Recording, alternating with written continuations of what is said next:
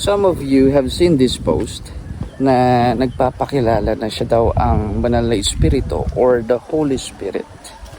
Well, lumang tugtugin naman na yan because in the past, marami naman na talagang nag-claim to be the Father o the Son. Nakakulong na nga eh. And ngayon, the Holy Spirit. Well, it is a funny thing actually, pero ang other side of it is that meron pa ring naniniwala, di ba? Nakakalungkot that they're blinded with these kinds of claims. At hindi lang po yan dito sa Pilipinas, even internationally, marami po nagki-claim ng ganyan.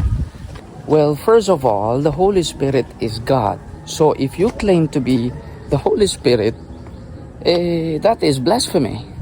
Because hindi mo pwedeng gayahin or hindi mo pwedeng i-take yung claim that you are divine because we are just human beings. Diba? Sabi nga ng Diyos in Isaiah 45, I am the Lord your God, diba? And there is no other. Walang ibang Diyos. Only He and Him alone. Secondly, the Holy Spirit has no image. Kaya nga blasphemy, you do not take someone or even yourself as the image of God. Also, He must have the attributes or the characters of the Holy Spirit. Una, eternal ba siya? Because the Holy Spirit is eternal.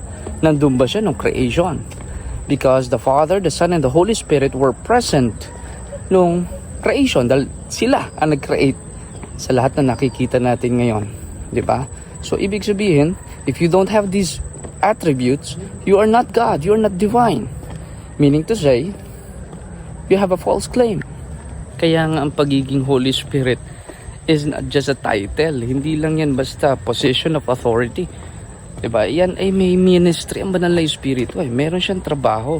And He does it. Diba? Pero kung i-claim mo lang, diba? Ikaw ba nag-inspire ng scripture?